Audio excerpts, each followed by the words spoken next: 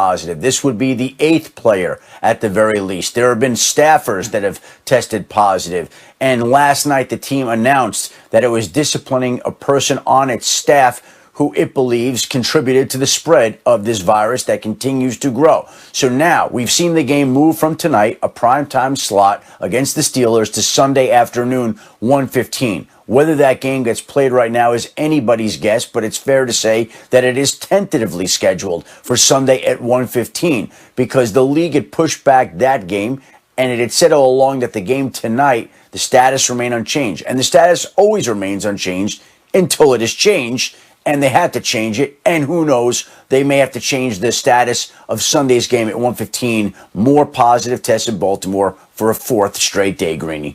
So that is the big headline here. We should point out a few logistical issues. Again, the game has been moved to Sunday. The Ravens also, as of now, have a game scheduled next Thursday. They're supposed to play the Dallas Cowboys next Thursday in a game where neither team would have an advantage in rest because both of them were supposed to play on this Thanksgiving. So, Schefter, that's another factor that goes into this as far as figuring out when the Ravens, they couldn't delay this a day, I guess is what I'm saying. They couldn't push this back to Monday, you wouldn't think, since they're supposed to play Thursday. No, that is absolutely correct. Again, and when the NFL set this schedule, you would think that there would be no issues with the Dallas Cowboys, who are in a fight for the playoffs, playing the Baltimore Ravens, who are in the fight for the playoffs, being that both played on Thanksgiving Day, but only one of them is now playing on Thanksgiving Day. And so already it affects the balance next week and how that plays out. But again, Greeny, this is 2020. This is the way it works. Not everything is going to be perfect. Not everything is going to be right. Not everything is going to be fair. The goal is to just try to get through the schedule. And so at this point in time, the question is, can they play the game on Sunday with the Ravens and the Steelers? And I think right now it's fair to wonder whether they'll be able to do that. If it continues to spread in Baltimore, they won't. They will not be able to play that game. If they can get under control from this point on, yes, the game will go on. Whether that's going to happen, nobody knows right now. Well, Ali, I want to stay here a minute because I think we should get into then what would happen in the event. Schefter, we're in a different place on the calendar and the schedule now than we were week 3, week 4, when we saw these things happen with New England. We saw them happen with Tennessee. We're now at a place where teams don't have bye weeks. They don't really have any wiggle room. So in the event they can't play Sunday, and by all means, if whatever it is you're looking at on your phone is significant, just tell us. But if they can't play Sunday, then what happens? Then all of a sudden we have a game that hasn't been played between 2 playoff contenders. What are the contingencies? Well, Greeny, it's interesting. You're asking me this right now, right? The news is coming in. We've never been in a season with a pandemic. We've never been in a season of pandemic where we get into week 11 or 12 and this is happening. We've never been at a point in Thanksgiving where they're moving the game. So you're asking for answers that, frankly, are just not available right now. We can all wonder and speculate. And I think it's fair to wonder. I think my first thought would be that there are going to be games this year in cases like this where there's a chance they just won't be played, period. That they will not be made up. Now, again, the league has introduced other ideas and thoughts. It could always add on a week 18 and push back the Super Bowl. It could wind up forfeiting a game. We haven't seen a team do that yet. There are any number of scenarios. The league has talked about adding an 8th playoff team in each conference where basically the top seed would lose the bye in the first week and each team would go on.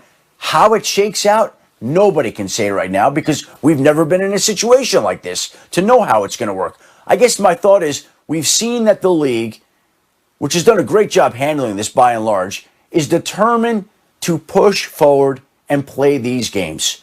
So if you lose a game off the calendar, maybe the playoffs are based on win percentage. Maybe they add on that eighth playoff team. Again, it's unfolding in real time. There's no basis, no precedent for which we can base this upon. We're trying to figure it out as we go along, as is the NFL. Absolutely. And just throwing one other thing into the mix, and let me bring the rest of the crew in here for reaction. Again, I've got Dominique and I've got Bart Scott and I've got D Wood with us here. The Steelers are an unbeaten team. And I would just throw that into the conversation. The idea of a team with the opportunity to go 16-0, which only one team has ever done before, and no team has ever gone 19-0. And now they're staring at the possibility, again, we should underline that word, possibility that they will only wind up playing 15 games. Dominique, you're listening to all of this. Yeah. The floor is yours. What are your thoughts? Well, if they go 15-0 and then sweep the playoffs, they will have outdone the 72 Dolphins, who only played a 14-game regular season. So if that matters, then to them, then they aren't hurt that in that way at all. But I do think, in the grand scheme of things, this feels like something that the Steelers should be annoyed by and upset by. But this might work to their advantage. There's nothing more valuable in a football season than a bye week. That's why it's so important to get that bye at the right time in the season and to get that playoff bye. They right now are on the verge of getting a bye week, and they may be one of the only teams who have real Super Bowl type aspirations that are going to get a bye late in the season. One game off, and this game is always a very physical game. One game to rest, one less game of bumps and bruises, one less game of injuries. It could serve to benefit the Steelers in the long run. I'm not so sure that they should be all upset about how it's worked out so far. That's fair. Bart Scott, again, as you listen to all of this, including the most recent developments, more positive tests in Baltimore today. Bart, what are your thoughts? First of all, I believe that this can be any team, and it doesn't mean that the Ravens were negligent in their protocols and their procedures. It could come from we all have children. It can be introduced, and if it is a strength coach or something of that sort, then they have contact with everybody. But I think it brings up a bigger point. The reason why the NFL decided to go with as scheduled is because they had opportunity to be able to push things back. And I think the most reasonable thing to do is to add an 18th week and allow you to have makeup games, because you don't want a fair and unfair advantage when you talk about seeding for your playoffs. Also, this brings up a bigger point that when you go to the playoff system, that we need to have bubble cities where we can quarantine these guys and make sure that we don't have any hiccups in the schedule. That's an interesting way of looking at it as well. The Week 18, we talked about this on my radio show yesterday. Schefter, let me just come back to you there. Dan Graziano suggesting that it would seem unrealistic to think they would add a Week 18 if there were one game that needed to be made up. If they had playoff implications on multiple games, then maybe you add a Week 18. And again, we're so far ahead of ourselves at this point. But that seems unlikely that they would add a week just to make up one game. The league has not embraced the idea of adding a Week 18. And it's why the idea of the 8th playoff team without a bye for the top seed has been introduced and has been discussed and has been something that the league has advocated for at this point in time.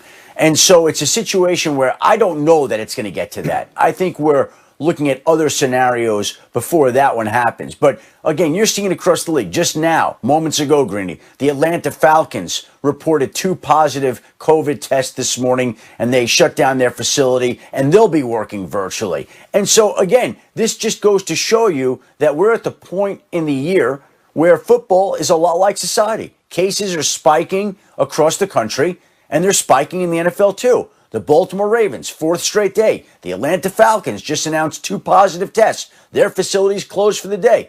And this is going to keep going on. This is not going to stop. This is going to be an everyday occurrence, and this is going to be a tremendous challenge for the NFL to continue to go forward to get these games played. Damian Woody, what are your thoughts?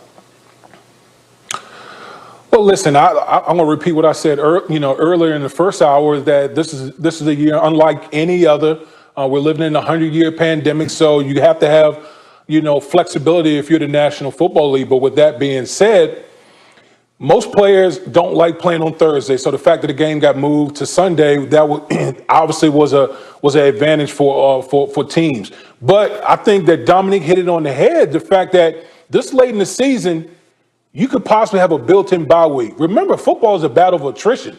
Part of when you're playing for a championship and championship level teams, part of it is avoiding injury and being healthy at the end. Well, guess what? If you're the Pittsburgh Steelers right now and you're not able to play this game against the Baltimore Ravens, that works to your advantage in your quest to try to win a Super Bowl this year.